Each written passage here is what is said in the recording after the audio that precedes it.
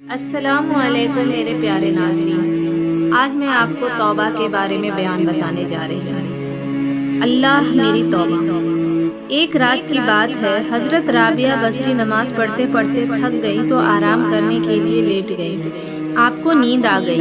اتفاق سے ایک چور گھر میں گھس آیا اور جو سامان ہاتھ لگے انہیں ایک گٹھری میں باندھی اور لے کر چلنے کا ارادہ کیا تو اندھا ہو گیا۔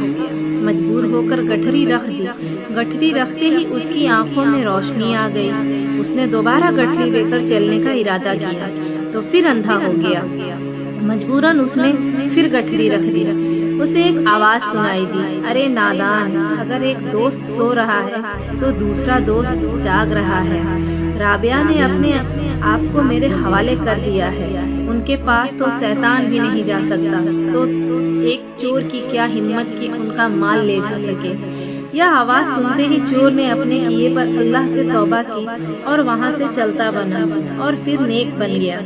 جو اللہ کا ہو جاتا ہے اللہ اس کی حفاظت فرماتا ہے، اور جو اللہ کے خوف سے اپنے گناہوں سے توبہ کرتا ہے اللہ اس کی توبہ قبول فرما کر اسے بخش دیتا ہے، یہاں تک کہ اس کی دنیا ہی بدل جاتی ہے۔ حضرت عطا رضاق رحمت اللہ علیہ بڑے عبادت گزار تھے۔ آبادی سے دور جا کر جنگلوں میں اللہ کی عبادت کیا کرتے تھے۔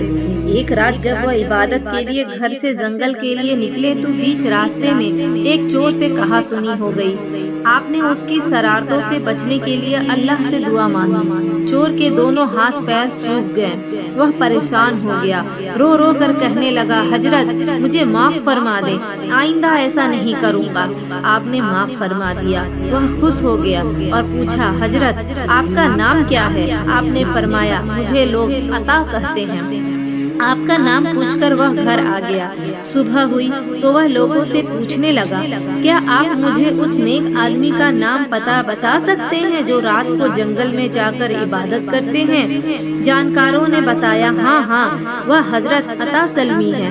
نام پتہ معلوم ہونے پر وہ حضرت عطا سلمی کے گھر پہنچا۔ پہنچتے ہی کہنے لگا، حضرت میں اپنے گناہوں سے توبہ کرتا ہوں اور رات کو جو کچھ کیا اس کے لیے آپ سے معافی مانگتا ہوں۔ اس کی بات سن کر آپ رونے لگے، آسمان کی طرف ہاتھ پھیلا کر اس کے لیے دعا فرمائی، پھر اس سے بولے، ارے نادان، وہ میں نہیں تھا، وہ تو حضرت عطا رضاق رحمت اللہ علیہ تھے۔ حضرت سری سختی رحمت اللہ علیہ کہیں تشریف لے جا رہے تھے۔ آپ نے رستے میں ایک آدمی کو زمین پر پڑا ہوا دیکھا۔ اس کے قریب پہنچے تو محسوس کیا کہ اس کے منہ سے شراب کی بدبو آ رہی ہے اور وہ نشے کی حالت میں پڑا ہوا اپنی اسی گندی زبان سے اللہ اللہ کر رہا ہے۔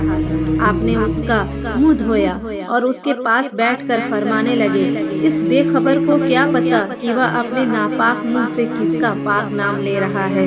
پھر آپ آگے چلے گئے۔ شرابی کو ہوش آیا تو لوگوں نے اسے بتایا کہ تم مدہوش پڑے تھے، حضرت سری سختی ادھر سے گزرے تھے اور تمہارا گندا منہ دھو کر گئے ہیں۔ شرابی کو یہ معلوم ہوا تو دل ہی دل میں بڑا شرمندہ ہوا، آنکھوں سے آنسو بہنے لگے اور اپنے آپ سے کہنے لگا، بے شرم، اب تو سری شکتی بھی تجھے اس حال میں دیکھ چکے ہیں، خدا سے ڈر اور آئندہ کے لیے توبہ کر۔ چنانچہ اس نے سچے دل سے اسی وقت توبہ کر لی۔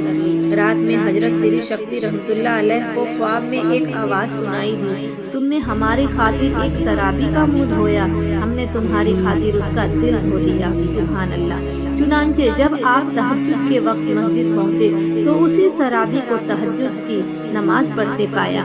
نماز کے بعد آپ نے اس سے پوچھا، میاں ایک ہی دن میں تمہارے اندر اتنی تبدیلی کیسے آ گئی؟ دن میں تو شرابی تھے اور رات میں تہجد گزار کیسے بن گئے؟